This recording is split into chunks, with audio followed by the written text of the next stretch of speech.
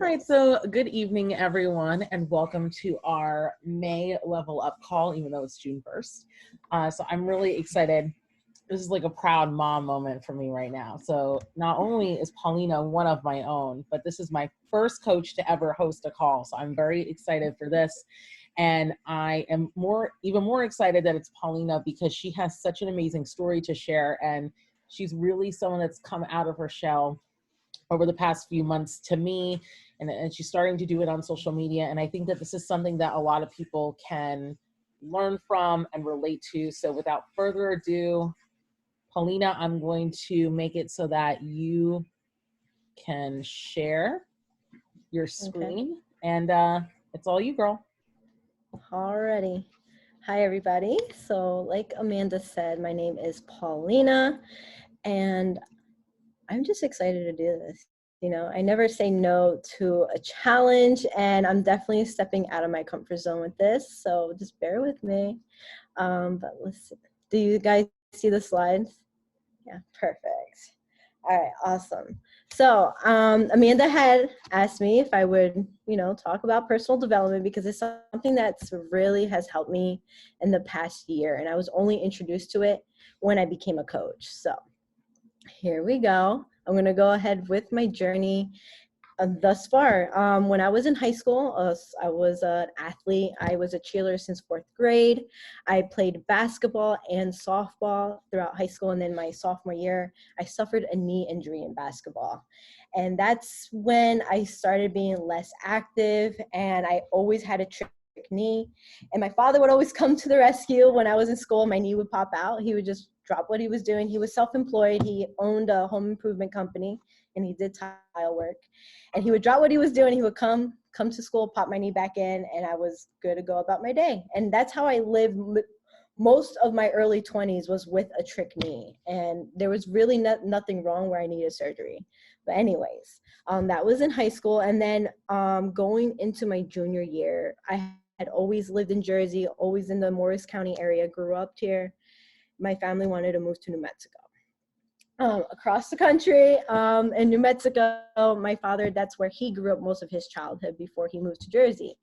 We moved just a few months after my 16th birthday.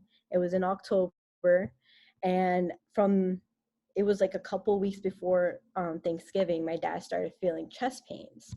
And we had just moved in, not even a month in, and we had no insurance yet. So my dad went to the hospital, and the hospital that checked him out said, "Oh, you just have acid reflux. Here, just take this acid reflux medication." So my father was on that, but he kept feeling worse and worse. But he was still getting up, doing his work. Like, he was already well known in town because it was such a small town. So they were excited that he was back in that town. And he was already lining up work, and he was still doing things around the house, unpacking, doing all these things as he's going through this. And then we finally got insurance in February. And I remember my mom said, "Oh, they're going to just have to go down his esophagus and just check it out, and he should be fine once they take out whatever's in there." When my father went for that appointment for that scope, the doctor's like, "I can't do anything for you because you have cancer." And this was February, like mid-February of 2007. And on my mom's birthday, there was a cancer center in Houston, Texas. So my mom and my dad drove over there by themselves. Me and my brother stayed at the house, and only 3 weeks of him being there, my father passed away. And I remember the last week we were there, or last day, I should say, my mom pulled us out of school.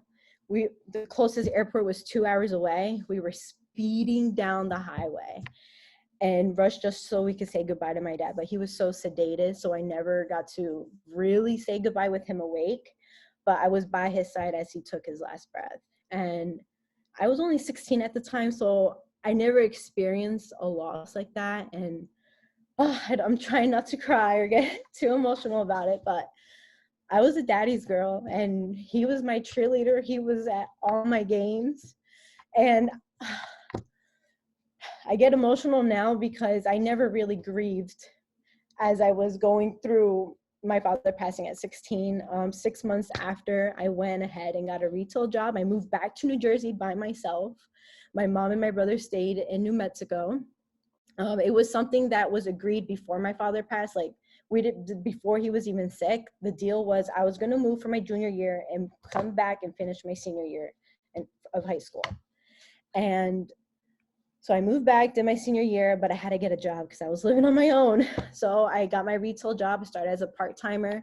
I worked my way up. I just kept myself busy. I was doing my senior year and working all the time. That's all I had. I had no time to do anything else, think about anything else. So I was moving up through the rankings, and I tried going to school. I didn't really like the college thing, so I dropped out. And I just really invested more into my retail career because I was loving it. I was getting head cashier, department manager, key manager. And then at the age of 23, I lost my cousin in suicide. This cousin was my dad's right-hand man. This cousin dropped out of high school when he was 16, and my dad took him on to work with him side by side at his tile job. And just, he was his mentor, and just what my dad did for him, it was just wow. And then to hear when he took his own life, I remember getting that call and I just dropped to the floor. I couldn't believe it. Crying. And I went to work the next day as my mom was flying in from New Mexico. And I remember being at work and my manager looked at me. He's like, "What the hell are you doing here?" And I was trying to avoid seeing his family to go through all those emotions, because I remember quickly going through my dad's, and I just to go through that again, I was trying to avoid that. But I was like, you know what, you're right. So I left, I went, I grieved, I did all that. And then I went right back to work 100 times, putting myself into just something else so I didn't have to feel. And then I became a general manager at the age of 25. I was going up the rankings. Anytime this company asked me, "Oh, can you go to Philly? Can you go to Massachusetts? Can you do an overnight here? Can you remodel this store?" All this, I always said yes, yes, yes. I never turned down from a challenge. And then at the age of 27, I lost my aunt to cancer. And this aunt, she lived around the block from me when I was growing up in Dover.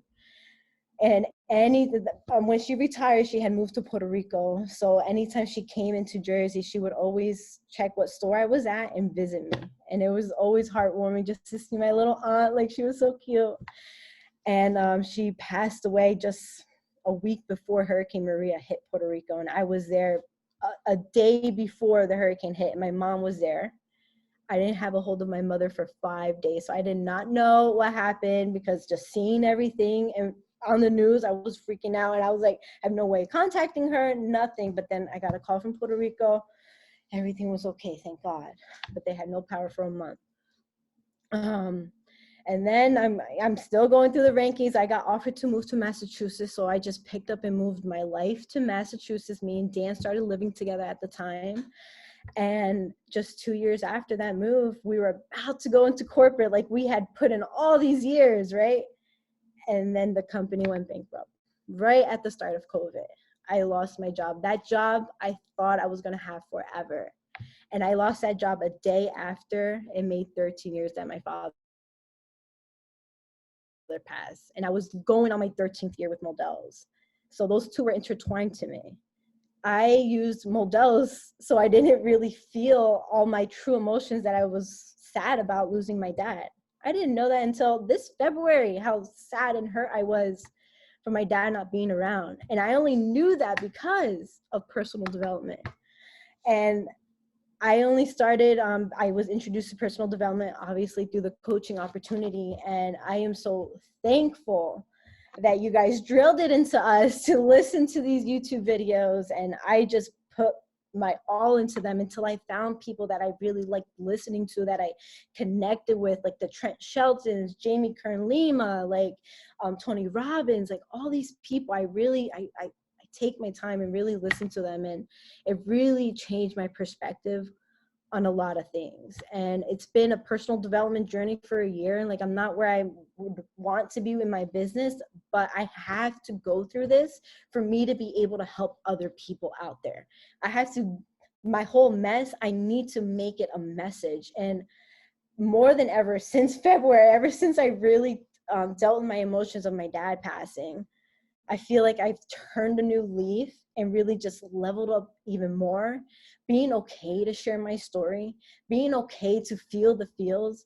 It's okay that I have a day that I'm going to cry on the couch all day because I don't have my dad. I don't have my dad to meet Dan. I don't have my dad to go fishing with anymore. I don't have my dad to walk me down the aisle.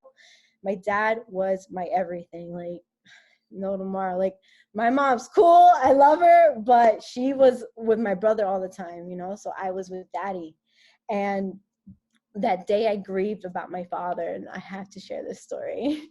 I was attending a book launch event for Jamie Kerr Lima, and I had already pre-ordered her book, but I just wanted to hear all these speakers that were going to be on there. They're going to have Tony Robbins, Trent Shelton, Brandon Bashar, Mel Robbins, like all these amazing people. So I was like, hell yeah, I can like learn more, like more personal development. Yes. And there was this girl that spoke, Leah Valencia Key. She's one of Jamie's friends. And she makes jewelry, and I loved her story. She grew up in the hood in Philly and, you know, was living in a homeless shelter, changed her life around as a young kid because her mom gave her the option of a choice.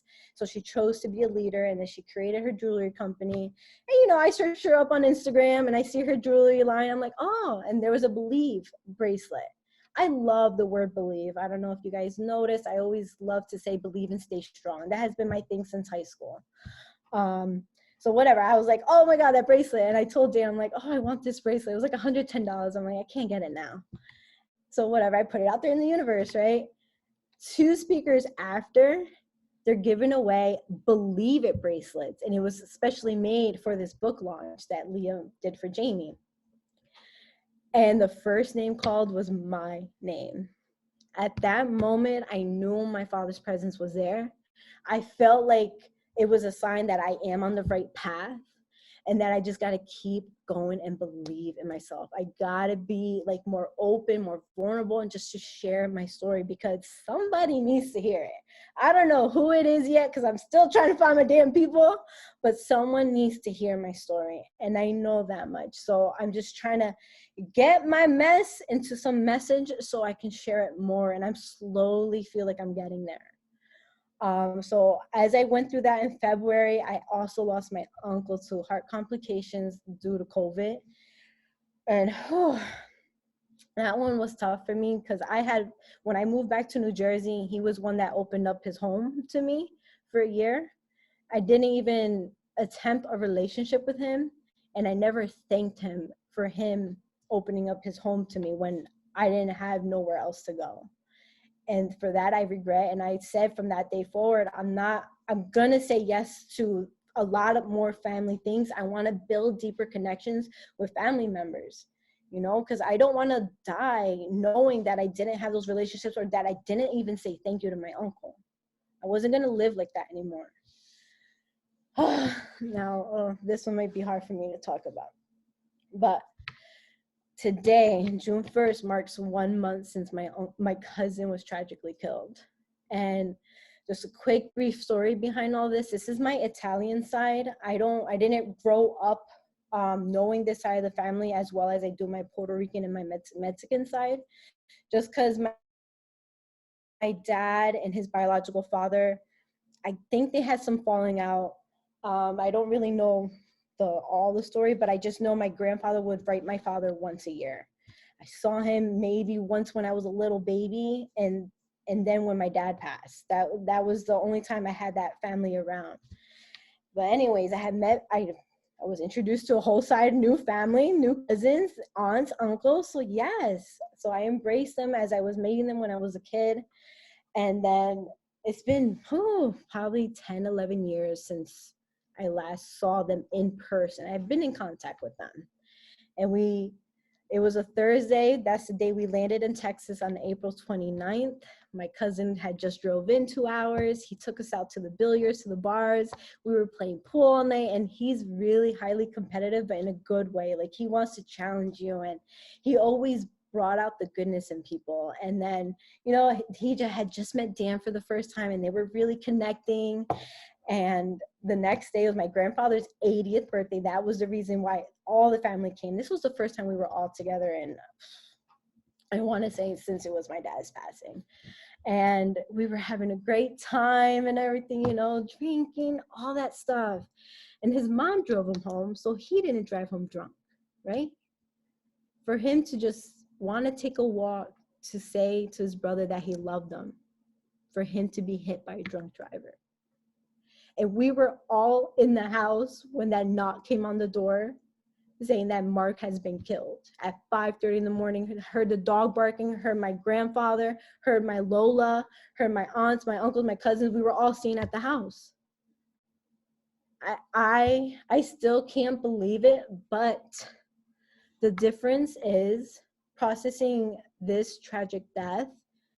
I shouldn't compare, but losing my father, like just the emotions through it, is night and day. Like I feel like I'm recognizing my feelings a lot more. I'm giving myself more grace if I don't feel like doing the post, if I don't feel like doing the laundry, and just really tapping into my feelings. And again, it's all because personal development. I would have never been able to process my cousin's death and just see, I don't know the right words, but to see how unique it was that we were all there together. And it was like we all needed to be there together, and just all these different signs, and very, very weird. So I that's where I find my peace, you know, and that I was blessed to have 2 days with my cousin before he was taken, and that he has been through a lot of mental things, and he died happy because he had just spent the whole night with his family, you know, seeing family he hasn't seen for years. At just 24 years old, is like he just finished off his life, and and all his friends, all the words, how he was, just makes it even more for me to just go after what I want in life. And I want to be able to stay home with my kids and run around, not lose my breath, and just travel the world and go on all these hiking trips.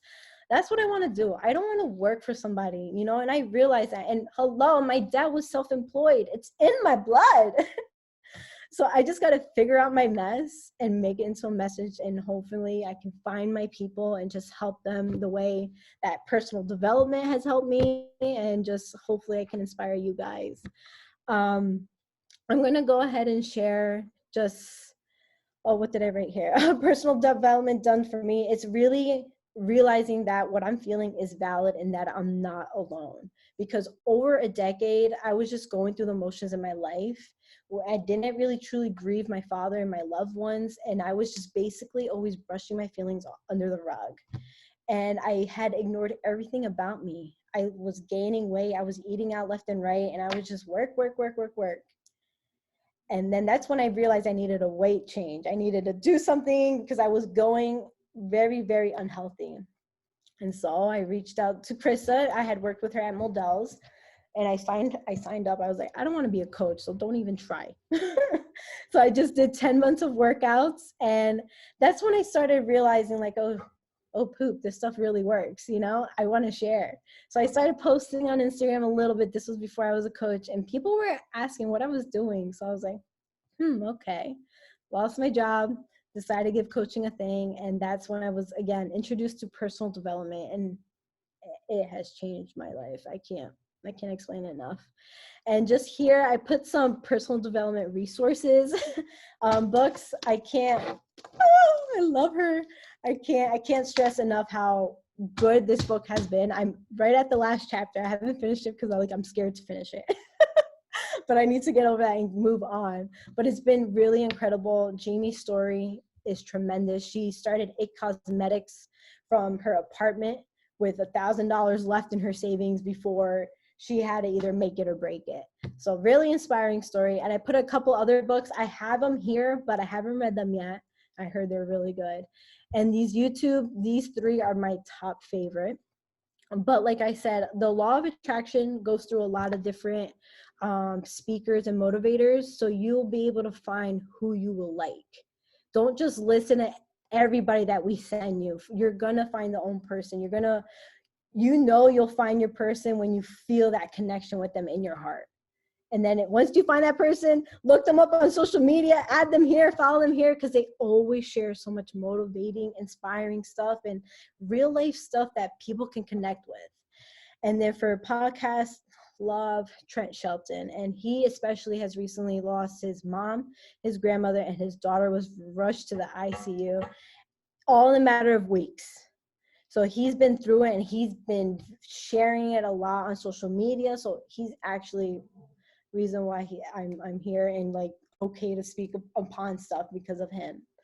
I love Rob Dial. He speaks a lot of mindset and he does business. And Sean T, Trust and Believe.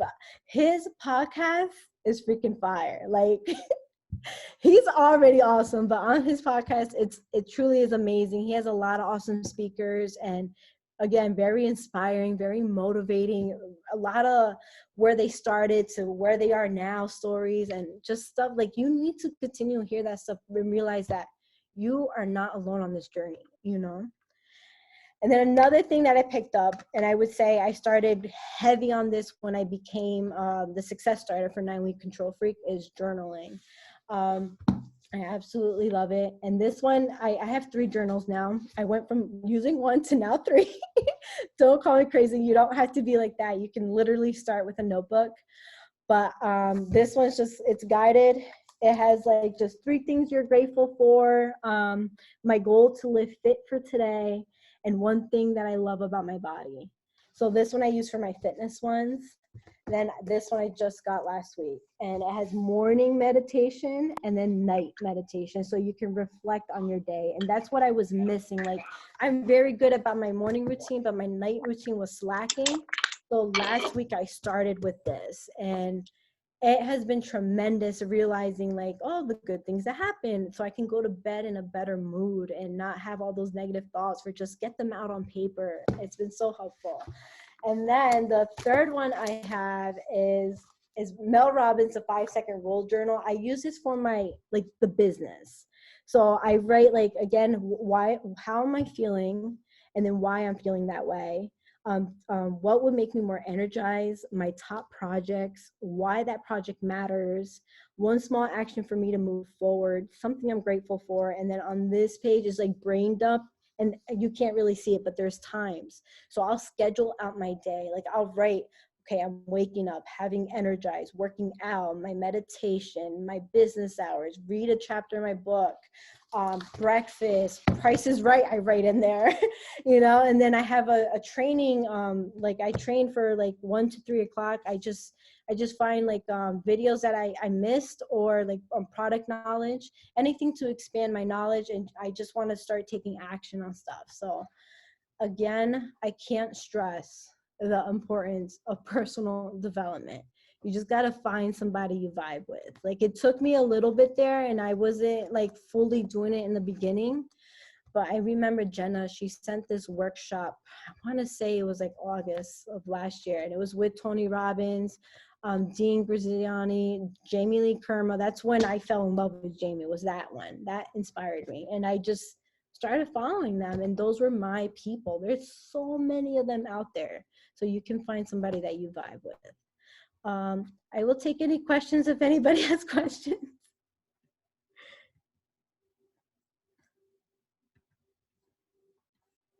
Oh, wait, there's chat. Oh, yeah, we were blowing up the chat the whole time. Oh, let me read them. Oh, yes, it is so hard. Oh, I love you guys. Oh. Thank you, thank you, thank you, thank you, guys. It feels great. So I just want to say, and I think I speak for everyone here, I think it's so important the way that you shared, and more importantly, that you shared. I think sometimes, especially, you know, on our team, everyone is so used to hearing either from me or Jenna. And I think it's important that you guys have this opportunity to speak up, because it's so nice for you guys to see that there are other leaders on this team. And while we might not all have the same qualities of leadership, we all do have strong qualities in leadership. And even though I am a teacher, I hate personal development. And it is something that I have always struggled with. And I am a firm believer that part of the reason I am not where I should be in my business is because I don't do personal development every single day. You should do it. I know. I'm very well aware of it. I acknowledge it. I own it. I'm very well aware of that.